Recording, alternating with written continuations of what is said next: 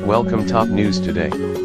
Openly transgender individuals are now able to enlist in the U.S.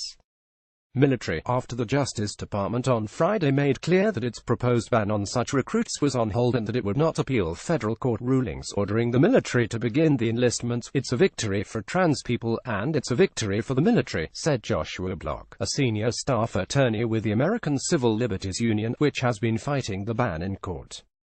"There is no reason whatsoever why people who can meet the rigid and very strict standards for enlistment should be barred from doing so simply because they are transgender." Transgender people cleared to join military for no. Friday's announcement came as a welcome relief for Nicholas Talbot, a 24-year-old transgender recruit from Lisbon, Ohio, who has been planning to join the Air Force for nearly 2 years. "All I'm waiting for now is a phone call back from my recruiter," he told NBC News, adding that the past few months have been an absolute roller coaster for him. Transgender people have been able to serve openly since June 2016, but this month is the first time they can be open about their gender identity in the enlistment process. Despite this, however, the future of transgender people in the military remains uncertain. Birth of the trans ban and a series of unexpected early morning tweets in July, President Donald Trump tried to reverse U.S. policy by announcing that the military would not accept or allow transgender people to serve in any capacity. The tweets left the nation in shock and thousands of currently serving transgender people in the dark. Trump's social media posts also set off months of lawsuits and court cases, which resulted in 10 federal judges blocking his attempted ban. File photo President Donald Trump waves after he spoke to members of the White House press corps at the White House on December 15, 2017. Alex Wongatti image Trump's proposal went against the military's own recommendations regarding transgender service members, which were arrived at as part of policy review that began in 2015 by the Secretary of Defense at the time, Ashton Carter. Under Carter, a Pentagon-commissioned study concluded that there were no reasons to exclude trans individuals from military service.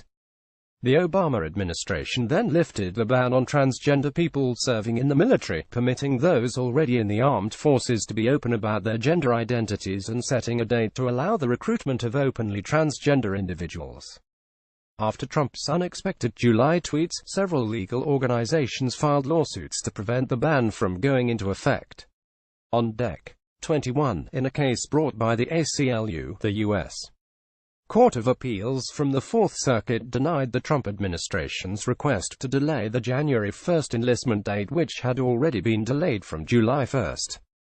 Then on Deck 22, in another suit filed by GLAAD LGBTQ legal advocates, defenders and the National Council for Lesbian Rights, the U.S. Court of Appeals for the D.C. Circuit ruled the same way. On Friday, just ahead of the Jan. 1 deadline, a Justice Department official said the administration would not challenge the rulings, but wait until an independent study by the Pentagon of these issues was released. In the meantime, the administration will continue to defend the president's lawful authority in district court, the official said, speaking on condition of anonymity.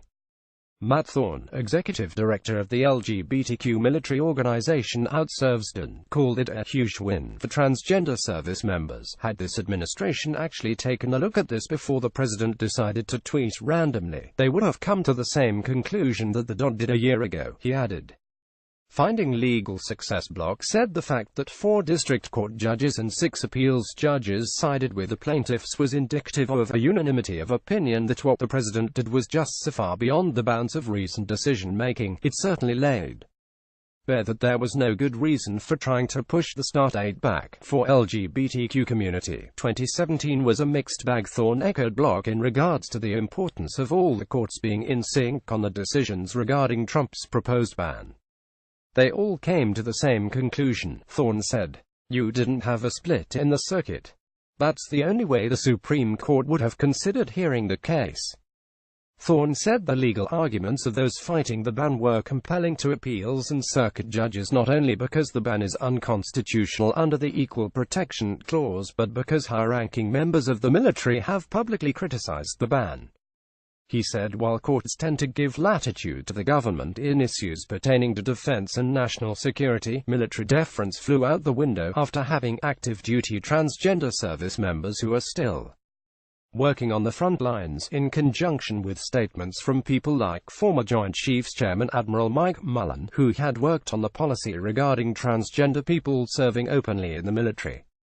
What's next? All future cases related to a proposed transgender military ban, according to Block, will now move forward with a discovery process, which means the government must substantiate Trump's claim that trans service members pose an undue burden on the military.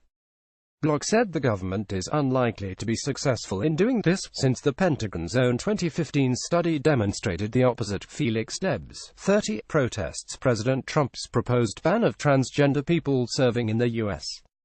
military during a rally outside the U.S. Army recruiting station on July 26, 2017 in Los Angeles, California. Louis Cinco LA Times via Getty Images. The military is allegedly supposed to give its recommendations to President Trump in February, Block explained. It's entirely possible that they would just announce in February that they recommended that President Trump rescind the ban and he accept the recommendation, but that's all in their hands. At the end of the day, the military told Trump not to issue this ban. They warned him, and he did it anyway, Block added. Who knows if the president is going to take the recommendations or not. Thorne said he is cautiously optimistic about litigation in 2018.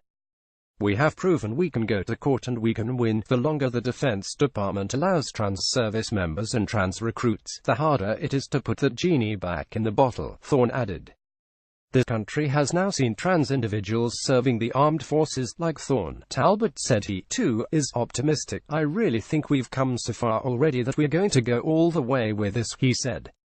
I confidently believe that we are going to get this ban lifted once and for all, and that transgender people are going to serve in the U.S. military and not have to worry about this ever again. Follow NBC Out on Twitter, Facebook and Instagram.